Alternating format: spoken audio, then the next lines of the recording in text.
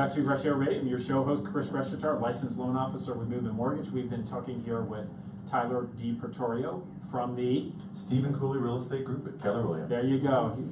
Man, you got that down. And how about that? And Preston Sandlin from Home Inspection Carolina. There we go. We got a pattern here, but we've been talking really about the home inspection process if you're getting ready to buy or sell, and really kind of how you deal with repair issues and how we sort of navigate the real estate transaction as a result.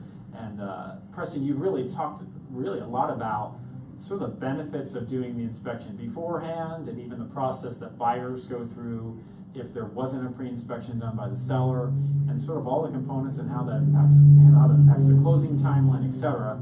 But in terms of sort of final words of wisdom,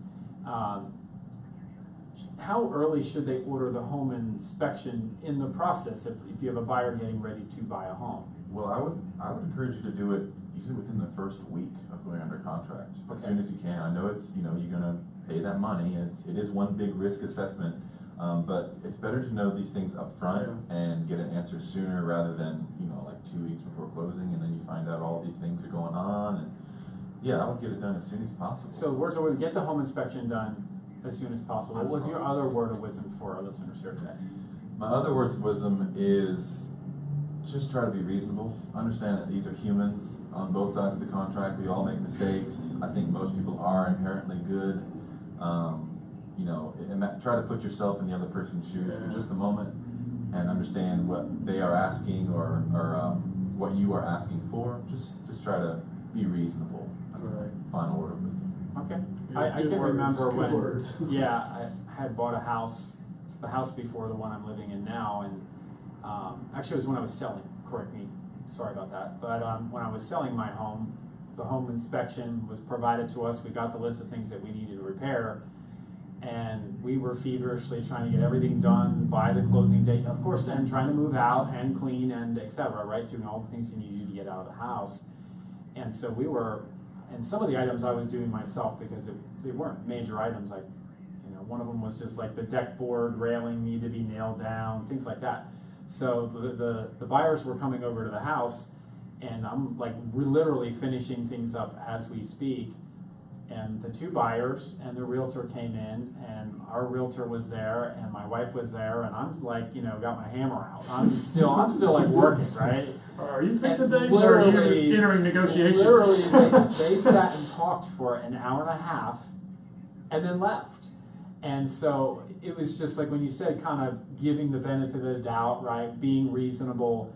I thought my buyers were too considerate. Like, they didn't even ask if we had done the things on the list. They didn't look. They didn't check. And they're super nice people, even now to this day. My family is kind of friends with them. My son mows their lawn, that kind of thing. There you go.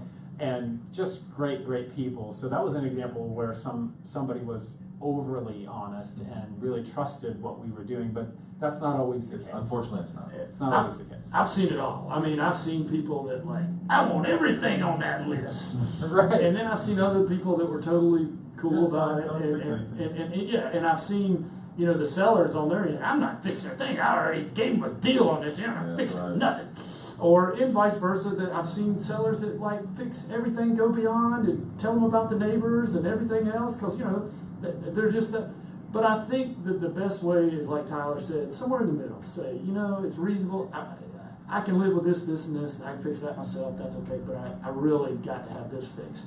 Then you're extending the olive branch. You're saying you're giving them some value, and you're asking for some value. I mean, I try to only do business where it results in a win-win. Right. Sometimes that's not always the case, but if I can do my best to make both parties happy, that's usually what I try to do. Obviously, I represent only one side, but I try to see it from the other person's perspective to help make a compromise happen.